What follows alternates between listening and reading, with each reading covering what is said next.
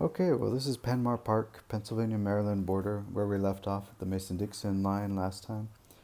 And picking up again, going through the next couple nights, and there's a lot of notes in my book here, and I don't think I have enough time to mention everything, so I'm going to go through pretty fast. Saw some purple bluish butterflies, heard some hunting on both sides of the trail, a little bit of rain shower had to deal with this first day back, down tree and clearing. Tumbling run shelters, which you'll see in the video. Beautiful, clean, really well maintained shelters with really nice trail maintainers that try to come by every night. And they come with their dog Mocha, and they gave me some advice and chatted with me about a bit. Talked about their experiences, even hiking the John Muir Trail. Really, really nice people and really good experience there. They have a nice touch up. They added a little rose to the table, which you'll see in the video. Really nice. And they gave me advice. They said, don't drink the water till you hit Caledonia State Park. So even though there's some tempting places to refill, that was good advice. So I took that advice, cameled up, and hiked on through. The next day there was a hike.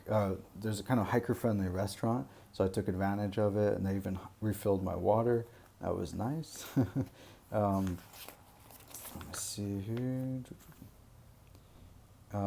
I tried to make it to the shelter called Quarry Gap Shelters, but it was kind of overrun with Boy Scouts, and I didn't want to deal with the noise and everything like that. So I decided to go about 6 or 7 miles to the next shelter, which kind of pushed myself and also meant I ran out of daylight. So I was doing some night hiking, which is good to get more used to, but night hiking I want to avoid if possible because it's just not. I don't really like it, and it's usually a result of bad planning on my part. So. But that's not the first of night hiking for this run. Finally made it to the Birch Run shelter where I stayed my 7th night on April 13th. This place turned out to also be overrun with Boy Scouts, but they're all asleep. There are tents everywhere. It's like a little tent city. It's crazy. It was the weekend, so there were a bunch of people camping randomly in makeshift tents out in the wilderness and lots of fires, and I was spooking a lot of people coming through at night. The day after that, there's the first of many these AT midpoints where the trail kind of changes every year, so the midpoint shifts.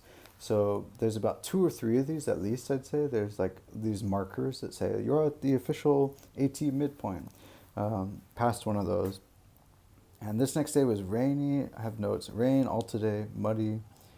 Yeah, and then there's Tom's Run Shelter, which I stayed at right or I didn't stay there, but I paused there. And then right when I paused there, there was a downpour.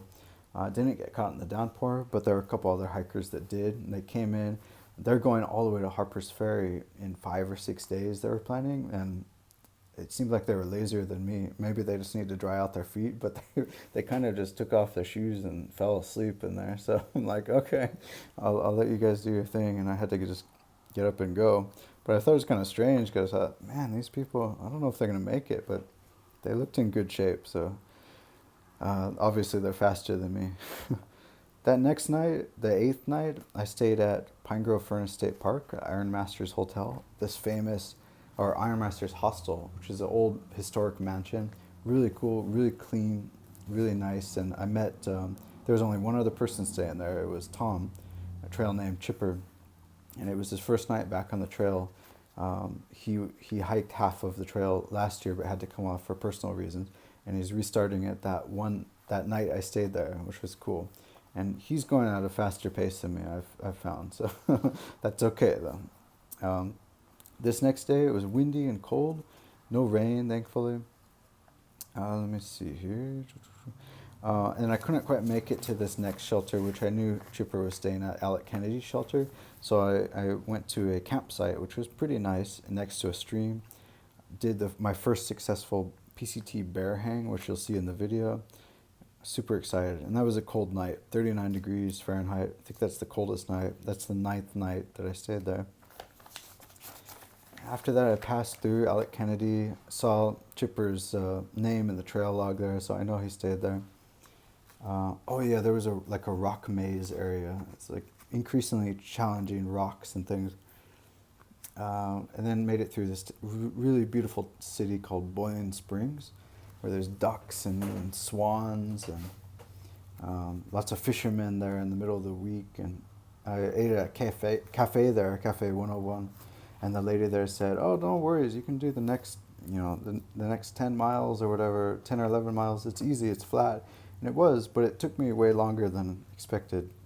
This next stretch you can't camp in. It's this valley that's protected, so you have to make it all the way to this next shelter, which is Darlington. And I made it there, but it was 2 hours of night hiking on the end of it, so I was going way slower than I expected, just as a result of bad planning again.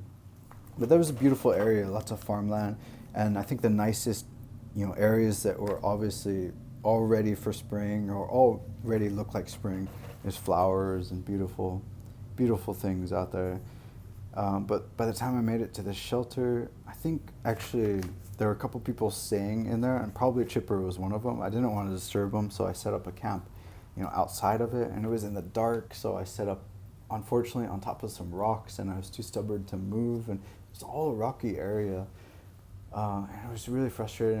It took me a while to find a good branch to hang my bear bag, and then it turned out the next morning I found they added a bear box, which wasn't mentioned in my app. They recently added a bear box, which would have saved a lot of time. I was so frustrated and tired this night. And I'm lazy. I didn't put the rain tarp on top, and I thought, well, rain's not in the forecast, and I checked it. But sure enough, at about 4:45 a.m., I woke up and I was getting wet. Not super wet, but everything was getting wet. So I got out, frustrated, put the rain tarp on, and then kind of in a frustrated, resigned fashion, slammed down on my air mattress and ripped a hole in the bottom of it because I was right on top of some rocks. So that was fun. The actual tent footprint I have wasn't damaged, but the bottom of my tent had got a hole in it, and also the air mattress got a hole in it. That's fun. I still have yet to successfully patch that. I've tried, but I need a permanent patch kit, which I don't have. So that's gonna be my next goal. But yeah, I'm gonna run out of time in the video, so I gotta finish it up. That was the most frustrating day. That was like the highs because it was beautiful farmland, and I felt like I was making so much progress. It was actually 22 miles, over 22 miles hiking that day, and I felt so like, yeah, I can do it. And then it was like the lowest of lows because it's like at the end of the day, it's just so much frustration and everything was breaking. And then the next day, I found other things starting to break. Like my water bottle has a pinhole leak that I've had to replace, and my other water bladder fell down and developed a little fracture across the top of it. They both, in the same day, they both broke basically, I discovered that they had broken. And that's frustrating. But in any case, that 10th night, stayed at Darlington Shelter. That was it. Okay, that was my resignation. That was like, okay, this is it for the night. The next morning, I just slept in for a long time. And then the next night, on the 11th night, made it to Cove Mountain Shelter, which I think was just a very short stretch, about 7 miles or so. I just want to take it easy. And that shelter is only a few miles from Duncannon, Pennsylvania, where I'm at now, and I've stayed here 2 nights. And today was my 0 day, as they call it, where you make no progress. You just kind of lounge around and go to the restaurants, mail out packages and so forth. So take care of laundry, take care of shower. There's a famous hostel here I'm staying at called the Doyle Hotel. Used to be a hotel, now it's like a hostel, very dirty, like her hostel, but they have good food, and I get a private room, so I guess it's hard to complain for such a cheap price. So, and yeah, these are nights 12 and 13 that I've stayed here. Yeah, and tomorrow I head out again. There's a thunderstorm again here, so today is a good day to actually take a break and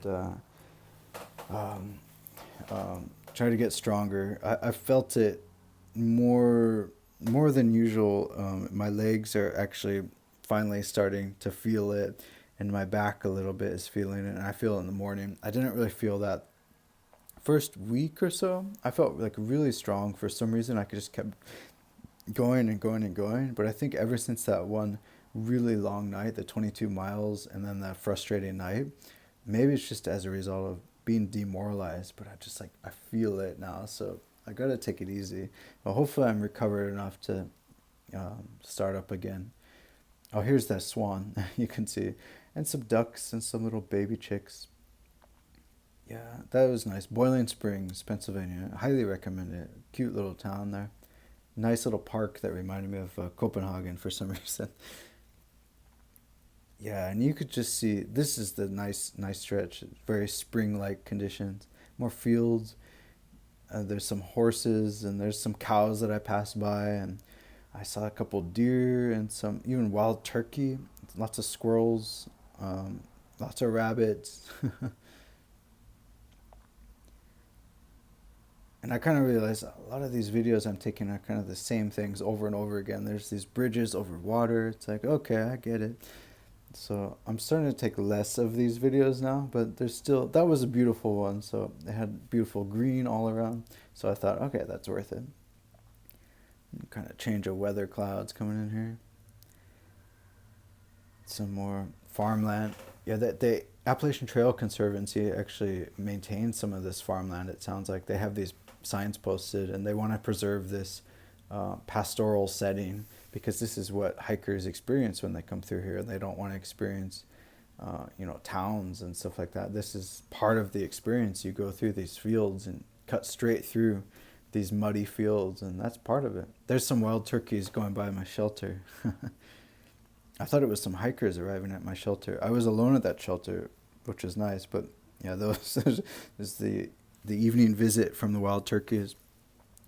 Well, that's it for now. So I'm hopefully going to regain enough of my strength to start again tomorrow. Hopefully stay out of the rain, but hopefully see you next time after I make more progress. See you.